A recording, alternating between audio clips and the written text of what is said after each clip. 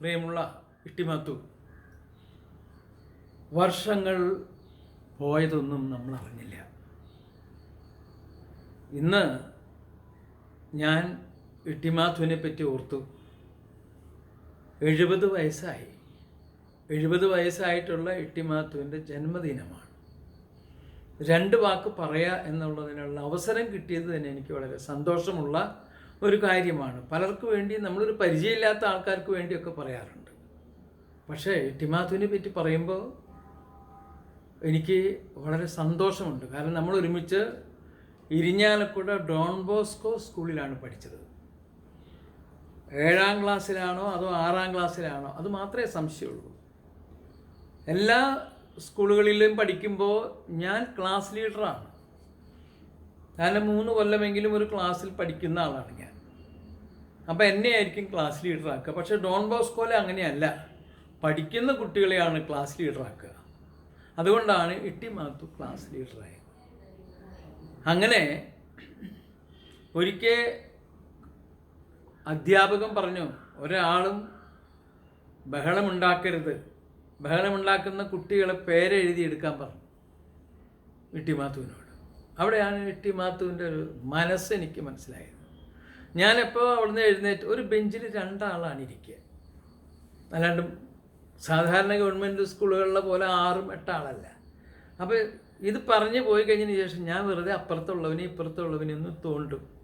അങ്ങനെ ഇട്ടിമാത്തു എൻ്റെ അടുത്ത് വന്ന് കാണിക്കും. കാരണം അല്ലെങ്കിൽ പേരെഴുതി കൊടുക്കണം. അപ്പോൾ എന്നോടുള്ള ഇഷ്ടം കൊണ്ടാണ് ഇട്ടിമാത്തു അത് പറയുന്നത്. അപ്പം ഞാൻ എന്നിട്ടും സംസാരിക്കുകയാണ്. ഓരോ പ്രശ്നങ്ങളും തമാശകളൊക്കെ ഉണ്ടാക്കിക്കൊണ്ടിരിക്കുകയായിരുന്നു. ഇട്ടിമാത്തുവിനെ അവിടെ ഇരിക്കുക എന്ന് പറഞ്ഞാൽ എന്നെ തള്ളിയ വഴിക്ക് ഒരു കാര്യമില്ല, അത് ഞാൻ തന്നെ വീണു. എന്തിനാ? അതൊരു കോമഡി ആയിട്ട് ആൾക്കാർ പിള്ളേർ ചിരിക്കാൻ വേണ്ടിയിട്ട് ഞാൻ ചെയ്തതാണ്. അതൊക്കെ എനിക്ക് നല്ല ഓർമ്മയാണ്. എന്തായാലും ആ ഒരു കൊല്ലം കഴിഞ്ഞ് ഞാൻ പോന്നു. അന്നും താനൊരു കളിക്കാരനാണ്, താനൊരു ഗോളിയാണ്. ഫുട്ബോളിൽ അന്നും നന്നായിട്ട് കളിക്കുന്ന ഒരാളാണ്. ഞാനത് കഴിഞ്ഞ് ഞാൻ ആ സ്കൂളിൽ നിന്നും പോയി.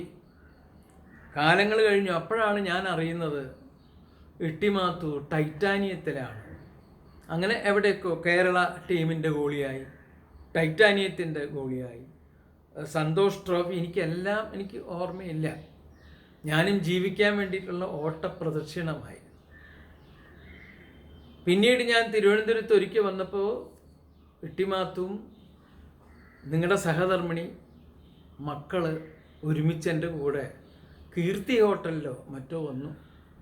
അന്ന് ഞാൻ നിങ്ങളുടെ മകളോട് പറഞ്ഞു, എടി നീ കല്യാണം കഴിക്കണ്ട, നീ കന്യാസ്ത്രീ ആയാൽ മതി. അപ്പോൾ അന്ന് അവൾ സമ്മതിച്ചു. ശരി അങ്കിളെ, കൊച്ചുകുട്ടിയാണ്, സമ്മതിച്ച് പോയിട്ട് പിന്നെ ഒരു ദിവസം എൻ്റെ വീട്ടിലേക്ക് വന്നിരിക്കുകയാണ്. ആര്? ഇട്ടിമാത്തും ഈ മോളും വന്ന്, വൈഫും ഉണ്ട്.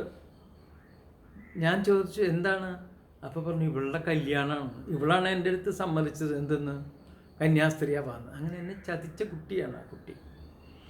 എന്തായാലും അവളും ഇന്നൊരു ബാങ്കിൽ വർക്ക് ചെയ്യുന്നു എന്നാണ് ഞാൻ അറിഞ്ഞത്. അതുപോലെ തന്നെ ഇട്ടിമാത്തുവിൻ്റെ കല്യാണം, ആ കല്യാണത്തിന് ഞാൻ പോയിരുന്നു. എൻ്റെ സുഹൃത്ത് പുളിക്കൻ ജോൺസൺ, ആ ജോൺസനാണ് എന്നോട് പറഞ്ഞത് ഇന്ന് ഇട്ടിമാത്തുവിൻ്റെ കല്യാണമാണ്. ഞാൻ പറഞ്ഞു അതെയോ, പോവാ എന്ന് പറഞ്ഞു. ഞാനും കൂടെ പോയി. അവിടെ ചെന്നപ്പോൾ ഇട്ടിമാത്തു പള്ളിയാണ്, ഇട്ടിമാത്തും ഭാര്യ അവിടെ നിൽപ്പുണ്ട്. ഇട്ടിമാത്തു എന്നെ ഇങ്ങനെ സൂക്ഷിച്ച് നോക്കി. എന്നിട്ട് എൻ്റെ അടുക്ക് പറഞ്ഞു, ഈ കുറി അയച്ചത് കിട്ടിയില്ല അല്ലേ, മറന്ന, അത് തെറ്റി, അതായത് എങ്ങനെ നുണ പറയണം എന്ന് പിടിയില്ലാതെ ഒരു ഉരുണ്ടുകളി അവിടെ കളിച്ചു. ഇട്ടിമാത്തു പറയുന്നത് എനിക്ക് കുറി അയച്ചിട്ടുണ്ടെന്നാ. എനിക്ക് കുറി അയച്ചാൽ എനിക്ക് കിട്ടും, പക്ഷേ എനിക്ക് കുറി അയക്കണ്ട. ഇട്ടിമാത്തു എൻ്റെ മനസ്സിലുണ്ട്, അയാളുടെ കല്യാണത്തിന് എന്നെ ക്ഷണിക്കണ്ട. ഞാൻ പറഞ്ഞു ഇട്ടിമാത്തു, സ്വകാര്യമായിട്ട് ആ പള്ളിയിൽ വെച്ച് ഞാൻ പറഞ്ഞു, ഇട്ടിമാത്തു എന്നെ വിളിച്ചിട്ടില്ല ഈ കല്യാണം, പക്ഷേ വിളിച്ചില്ലെങ്കിലും ഞാൻ വന്നു. കാലങ്ങൾ കഴിഞ്ഞു. എന്നോ ഒരിക്കൽ തിരുവനന്തപുരത്ത് ഷൂട്ടിംഗ് നടക്കുമ്പോൾ ഒരു സ്ത്രീ ഇങ്ങനെ വരുന്നത് കണ്ടു. പെട്ടെന്ന് എനിക്ക് മനസ്സിലായി, ഇത് നമ്മുടെ ഇട്ടിമാത്തുവിൻ്റെ ഭാര്യയല്ലേ. അവരടുത്ത് വന്നു കഴിഞ്ഞപ്പോൾ ഞാൻ അപ്പോൾ വീട് ഇതാണ് വീട് എന്ന് പറഞ്ഞു. അങ്ങനെ അന്ന് ആ വീട്ടിൽ പോയി ഭക്ഷണം കഴിച്ചു. അപ്പോൾ ഈ വീണ്ടും ഞാൻ ഷൂട്ടിങ്ങിന് പോയി. അതൊക്കെ ഇന്നലെ കഴിഞ്ഞതുപോലെ തോന്നുന്നു. അതിനിടയിൽ ആ സഹധർമ്മിണി, അദ്ദേഹത്തിൻ്റെ സഹധർമ്മിണി അദ്ദേഹത്തെ വിട്ടു പിരിഞ്ഞു പോയി. ഈ 70 വർഷം ആഘോഷിക്കാൻ അവരില്ലാതെ പോയതിൽ ഞാനും ദുഃഖിക്കുന്നു. എന്തായാലും ഈ ദിവസം എനിക്കവിടെ വരാൻ സാധിക്കാത്തതിൽ അതിയായ ദുഃഖമുണ്ട്.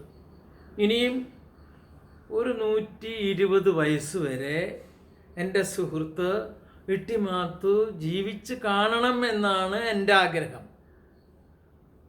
എൻ്റെ ആഗ്രഹം നല്ലതാണ്, നിങ്ങൾക്ക് അതിൻ്റെ അർത്ഥം മനസ്സിലായിട്ടുണ്ടാവും.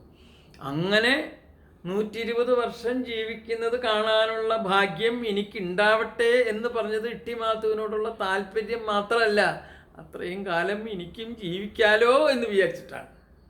തീർച്ചയായിട്ടും അദ്ദേഹത്തിന് ഈ ജന്മദിന എല്ലാ ആശംസകളും അദ്ദേഹത്തിൻ്റെ മക്കൾക്കും ഞാൻ നേർന്നുകൊള്ളുന്നു.